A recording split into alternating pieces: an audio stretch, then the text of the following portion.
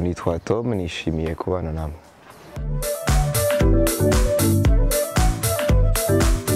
Njyewe nk'icyambere mu bwana bwanjye namenye kare ko aho ndi atariho ababyeyi banjye bakomoka.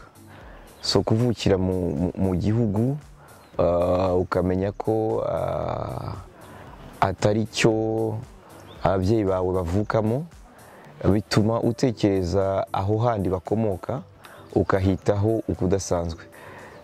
Nuvuga ngo ikintu cya mbere cyamaritse ni ibintu biranga u Rwanda n'Abanyarwanda, kumva ko nagomba kubyitaho cyangwa kubimenya, kubitozwa no kubisanga, ariko ndi ahantu hatitwa u Rwanda. Navukiye i Burundi, Bujumbura, ukavuga Igiswahili, ukavuga Ikirundi, ariko ukamenya ko umwihariko wawe ugereranije n'abaturanyi ari uko iyo muri mu rugo hatari abashyitsi, hatari abaturanyi, muganirizwa ibindi bintu mutiga ku ishuri, mutatozwa na mwarimu cyangwa abandi baturanyi. Icyo kintu rero cy'u Rwanda rugusanga mu mahanga hatari u Rwanda ni ikintu cya mbere cyamaritse mu buzima bwanjye, cyatumye ndetse no mu bindi bintu nagiye nandika cyangwa mu bindi bintu nagiye nkora, nagiye mbyitaho cyane, ngasoma ku bijyanye n'amateka y'u Rwanda, ngasanga, ngashaka kumenya ikintu cyose kivuga umunyarwanda n'ubunyarwanda. Ibyo ni ikintu cya mbere cyamaritse, kuba umunyarwanda ariko u Rwanda rukagusanga hanze hatari u Rwanda, hatari mu Rwanda, mukahagira wenda u Rwanda kuko mwakivuze ko mwaganirijwe ibyaho. Icya kabiri cyamaritse mu buzima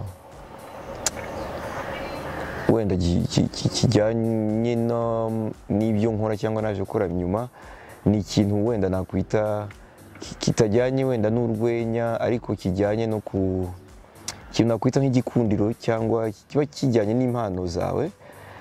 Kuva nkiri mutoya namenye, kuva nkiri muri za primaire, muri za secondaire, namenye yuko kwiruka ku kintu cyo gukundwa no kumenyekana bitari ngombwa. Ntaramenya ko ari impano, ariko nasangaga abo twiganye cyangwa banyigishaga bifuza ko mfata ijambo wenda nkavugira nk'abandi. Icyo kintu cyo kumva yuko nagombaga wenda nari mfite umuhamagaro wo kugira nka role yo kuganiriza cyangwa kuvuganira abandi, bijyanye wenda n'iyo mpano ntari nzi ko ari impano y'urwenya rworoshya gukingurirwa kw'imiryango.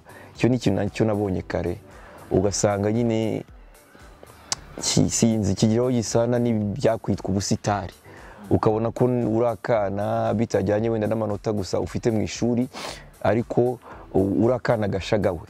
Icyo ni ikintu nacyo namenye kare cyamaritse. Hanyuma ikindi cyamaritse cyane cyane, ariko nkunda gusubiraho no mu myandikire yanjye no mu byo nkina, ni icyerekeranye n'icyo twakwita itabaro. Ukuntu jyewe ndakana gatoya, FPR 90, igitero cya mbere Ukwakira kibaye ndakana gato cyane, ariko niga ku ishuri, mbere no kuri iryo shuri naryo ryaramaritse cyane, ryitwa Saint Albert. Ni ishuri ry'impunzi z'Abanyarwanda i Burundi. Kumva ko muri mu gihugu cyitwa Burundi, ariko mukiga muri nka majorite 85 cyangwa 9% by'Abanyarwanda mu gihugu kitari u Rwanda, nabwo ubwabyo ntibisanzwe.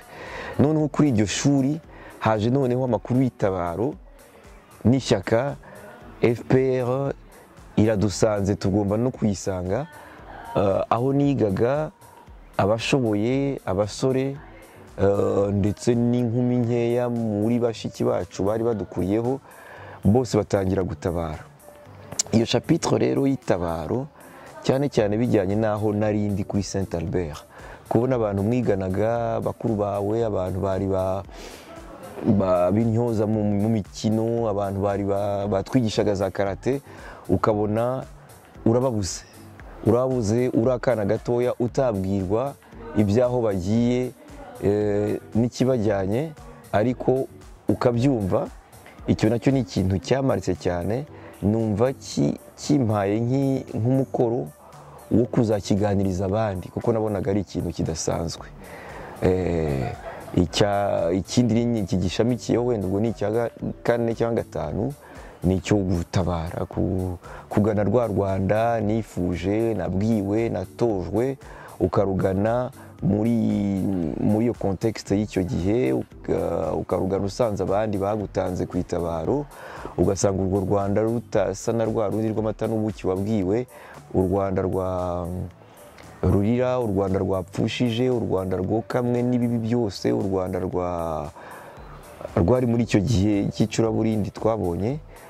Ni ikintu cyamaritse cyane mu buzima, gikomeza noneho kimpa ishyaka ryimbitseho ryisumbuyeho ryo kuzabiganiriza abandi. Icya nyuma kimarika cyane n'ikijyanye n'iki gihe turimo, njya mbivuga cyane cyane abanyamahanga bakaba wenda ntibabyumve kimwe nanjye, nyababwira ngo generasiyo yanjye ifite amahirwe yo kuba yarabaye témoin y'amarembera y'ikibi cyakorerwa igihugu, kuko mu gifaransa jenoside bayita la mère des crimes. So icyo twarakibonye. Hanyuma nyuma yo kubona ibyo, generasiyo yanjye itari nk'iya ba data, wenda we wayibonyeho gatoya ariko ntibabyinjoyinze, bivuze mu ndimi z'ubu, ariko generasiyo yanjye irimo kubona, yanabonye kandi irabona by'igihe kirekire kirambye ibintu byiza birimo kuba ku gihugu cyacu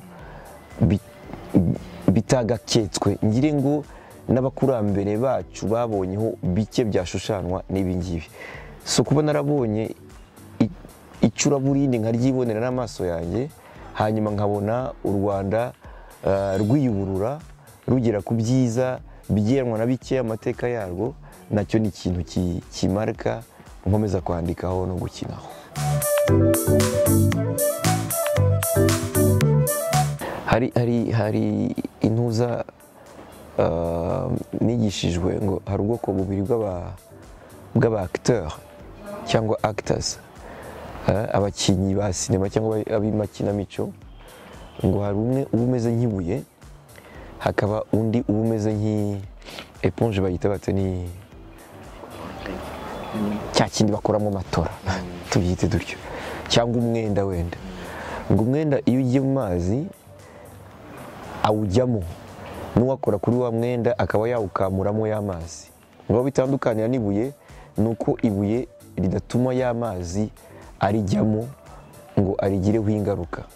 Rero nishimira kuba muri ba acteur ba mbere, cyangwa guharanira kuba muri abo ngabo, iyo babaye mu bintu cyangwa bagize ibintu banyuramo bibagiraho ingaruka bikabagaragaraho, kugira ngo bizamfashe kubiganiriza wenda batabibayemo.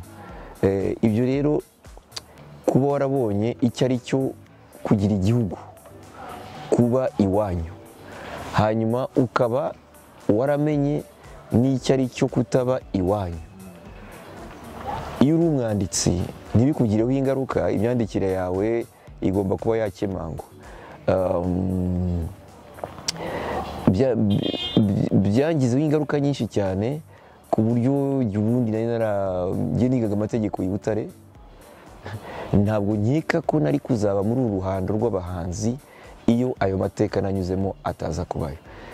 Ndabivuga, njya mbwira abantu ngo iyo mvuka ahantu simpure ngo n'ibyo by'ubuhunzi, simpure n'iryo shyaka n'iryo tabaro, singira umwanya wo kuganirizwa no gutekereza kuri ibyo bintu byabaye ku gihugu cyanjye. Mu gifaransa ngo ndakoresha ijambo ryitwa ngo les miens, abanjye ariko dans le sens y'igihugu nabo dusangiye amateka. Iyo ntaza kubinyuramo, mvuga ngo ndabizi neza ko ntaho nari kuzahurira wenda n'igisirikare, ndabizi neza pe. Iyo ntaza kubinyuramo, n'urwenya rwanjye rwari gusigara muri navuga nte, mu nshuti zanjye. Ntabwo nari kuzatekereza ngo rimwe ngo nzakoresha iyo mpano mu ruhame cyangwa mu mahanga. Byari kuguma ari ibintu nakoresha twiganira n'inshuti zanjye, hehe, muri resitora, mu kabari cyangwa ku mashuri. Ariko ibintu byo kuvuga ngo impano zose mfite ziharanire kuganira ku mateka yatubayeho, nuko ayo mateka nasanze ari ngombwa ko yaganirizwa abantu. Iyo ntayanyuramo rero, ngira ngo nari kwikomereza, ubu nari kuba ndavoka wenda. nari kuba ndavuga ko no mu mashuri byagendaga neza. Njye mpamya ko aho ndi ari hafite icyo hafitanye igisanira direct n'ibyo nanyuzemo kandi ndabyishimira. Ntacyo buriya hari ibintu Imana itunyuzamo kugira ngo nyine ikwereke umuhamagaro wawe.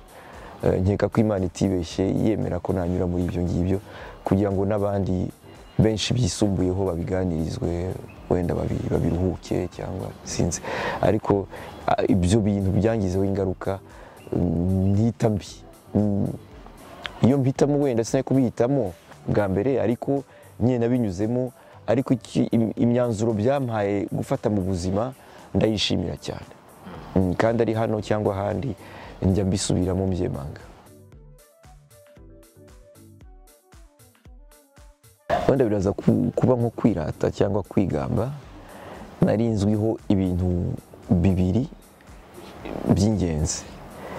Nari ndakana gasetsa kakagira morale, katari timide. Sinzi ko kavugaga menshi, ariko i Burundi muri twa dufete two ku mashuri babitaga ngo mu kibuga bagitanga ibikino by'ababyeyi muri za fête scolaire. Nari kagapeti kagasitari gategerejwe cyane muri quartier. Nari nzwi yuko ndagapeti nyine sinzi ko nabikubwira. Mu twana nari ndagasitari ariko ntabigambiriye. Hanyuma ikindi cya kabiri, urabona mu bwana ndetse n'iyo wakuze, ariko iyo wakuzeho nyine pressure y'ababyeyi iragabanuka, ariko mu bwana ikintu ababyeyi bakunda cyane ku mwana nuko atsinda amashuri. Icyo kintu rero cyarankundiye cyane ntahatiriza. Nzwi rero naba mbeshye, naba nkabije kutabivuga. Nari nzwi nk'akana kuko nyine ubwenge babureberaga ku gutsinda amashuri. Nitwaga akana k'akanyabwenge muri ubwo buryo. Nari akana kaba ka mbere mu ishuri trimestre hafi zose kugeza mbirambirwe. So ibyo ni ibintu bibiri by'ingenzi. Ntabwo nari nzwi ngo mu bapeti bakina football nyikina neza, ariko mu bintu byo gusetsa by'akana kagaragara mu tuntu hirya no hino, nari ndakana kagira morale, kakaba n'akana kitwa akanyabwenge kuko katsindaga mu ishuri. Ibyo bintu bibiri byari bihari. Icyo cya mbere cyarankurikiranye ku buryo no mu gisirikare abantu bose twabanye bayitaga aussi morale. Nari ndi ka rudogo cyangwa kadogo abafande bakunda cyane, bajya gukata ibikundi kijya hariya ugasanga jewe hari nk'ibikundi bitatu binshaka, ari nta kindi binshakira atari uko nzi guterura cyane cyangwa ari uko gusa hondi nkunda kubatera ibiparu n'iki, ntera morale wenda.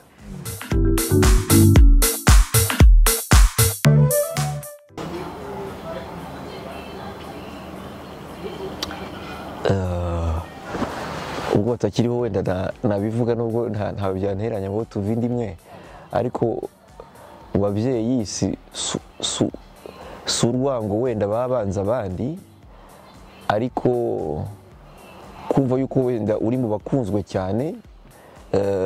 Mu gifaransa nyabivuga ngo narindi bya bindi bavuga ngo shushu, narinda bya bindi bavuga ngo akiburyo.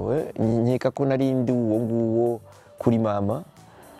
Wenda ko ndi mutoya mu tuvindimwe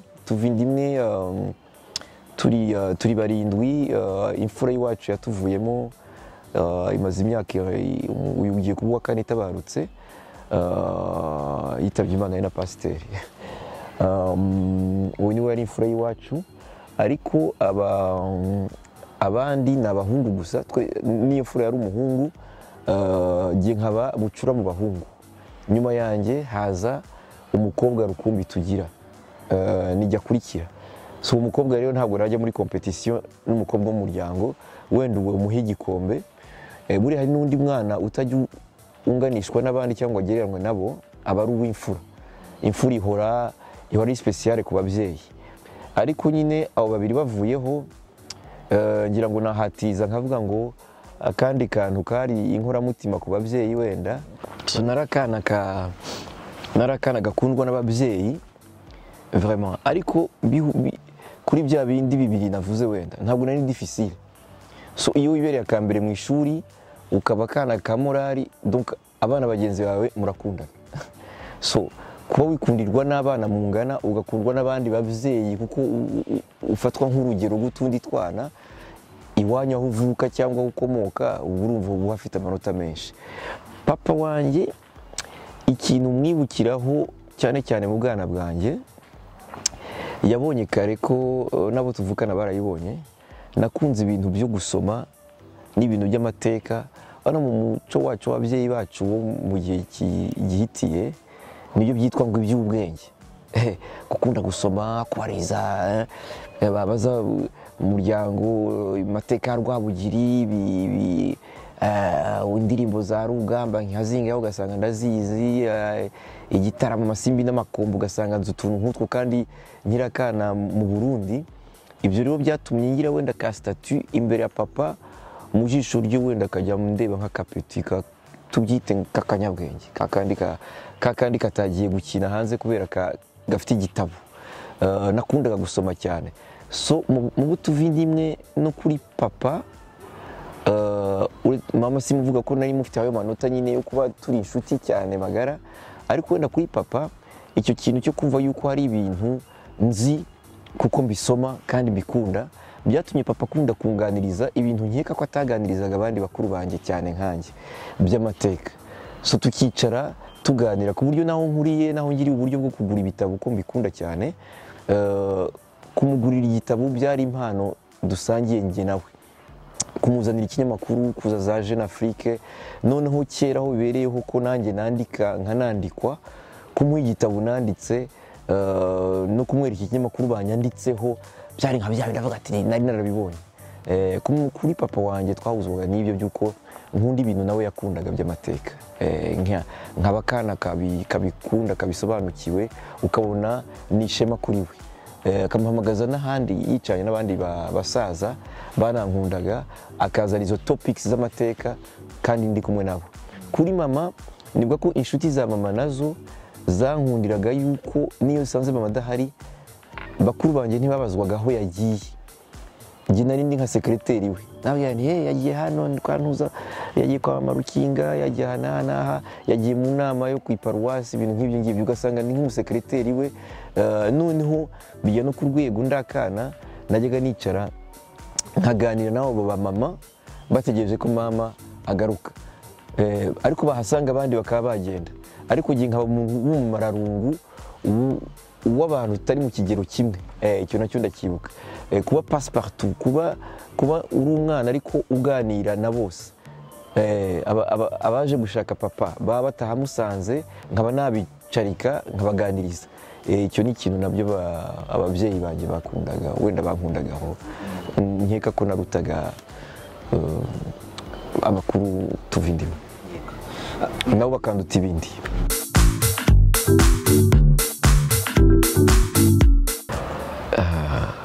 Ukomeye nyine merci ubwo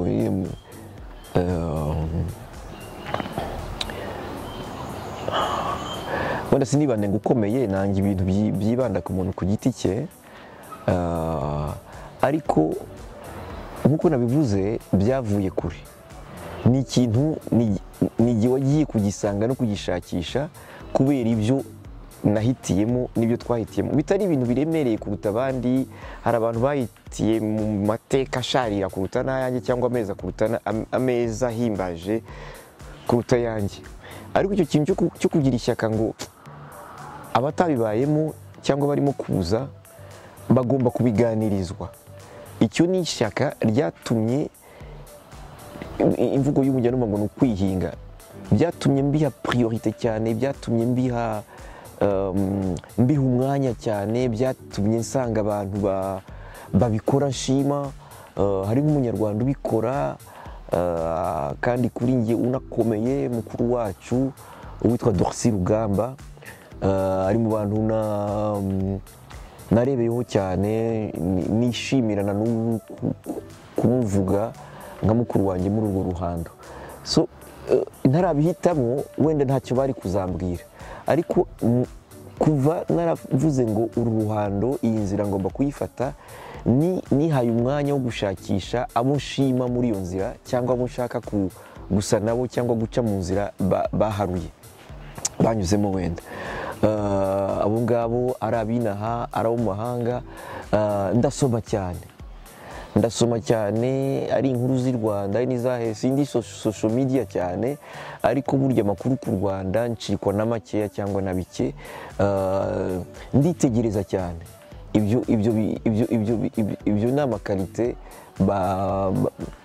aba meza ku muhanzi, ku mwanditsi cyangwa umukinnyi cyangwa umukomediya. Nditegereza cyane, nkunda kugenza ibirenge, nkunda kwiruka, nsabana na bose, bituma noneho gusabana na bose bituma umenya n'ibintu utabamo, ukagira n'inshuti ziba mu bintu utagahuye nabyo.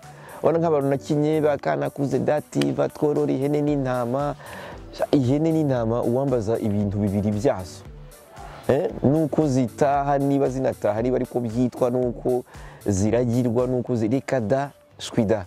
Ariko kwicara n'abantu babizi bigatuma nk'ako karirimbo numva hari nka personage nagaha, ni ibintu wenda bigira bikankomeza niba byita ukomeye. Nditegereza cyane, ndihinga cyane, ndasoma cyane, ndaganira cyane n'abantu bari aho nifuza kugera, ndabasanga. kandi nkunda ko n'abatubanjirije bakoze ibishimwa baganirizwa abanone. Ubu rero ntabwo namenya ngo Rugamba Sipiriyani ni gute ntaganiriye n'abamumenye banduta, ntasomye ibyo yanditse. Ibishimwa byo mu gihe gihitiye n'ibigawa byo mu gihitiye nkunda kubyibandaho cyane kugira ngo nzabone icyo nganiriza abubu n'abazaza. Wenda ibyo nibyo bingiye gukomera. Ibindi gusetsa, en fait gusetsa ni impano. Hari nabo wabwira ko nsetsa ntibabyemere, nk'abazungu twiganye muri ntuza muri conservatoire mu Bubiligi, ntabwo iyo mpano bayumvaga ahandi. No kumenya ko nitwa Atome babyumvise nyuma, banyitaga Diogene urumva ko ari izina nk'irya Faratiri. None abanyarwanda b'i Buruseli bakaza bakabaza abatipe twigana, bati mwigana n'umutipe w'umunyarwanda usetsa witwa Atome, turiye n'umutipe usetsa cyane. Bati reka da, bati uwo tubona n'umuntu uba wibereye ku ishuri w'umuseriye wikundira gusoma. Iyo abonye agatemps libre yari wenyine akunda gusoma cyane, byo turabizi. Urwenya byo ni impano, nkeka ko urwenya rutigwa, ntirwigwa, niyo uruhatirije cyane ntibigira. Ni impano ariko ikura kubera kuyitumiza aho uboneye uburyo.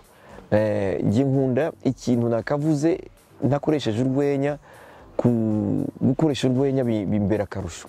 Nk'ubu ntacyo biba bintwaye kuza nkaba nasuhuza abantu ni mwiriwe, ariko guturika inyuma havuga yewe sha ibintu nk'ibyo, gucyo kuza nk'inshuti yanjye nkamutungura. Hari inshuti yanjye kugira ngo nyibwire ko yabyibushye, nkaza nkamubaza nti ariko ni muganga mwavuganye iki? Ngo muganga tugiye icyo tuvuga se ko ntarwaye? Ntoya nimbwira nta muganga wagiye kureba, ntacyo yakubwiye? Atambwira iki se ndarwaye? Nose sha iyo nda yawe yakubwiye ko ari cesarienne cyangwa uzapusa? Urumva? Donc kumubaza ayo makuru ya muganga atazi aho bigana, ariko ginza aho mbiganisha, bari nk'akantu k'urwenya. Nkunda gusanga abantu cyangwa kubaganiriza nkoresheje utuntu batiteguye, kuba surprenant. Ibyo rero nabyita urwenya, ariko urwenya ntiruhatirizwa. Urwenya ni impano pe, kuri njye ni impano. Iyo urushakisha cyangwa uruhatiriza, kuri njye mbona bidakunda. Ariko ibindi byo birasangwa, birigwa, birahingwa, bigerwaho.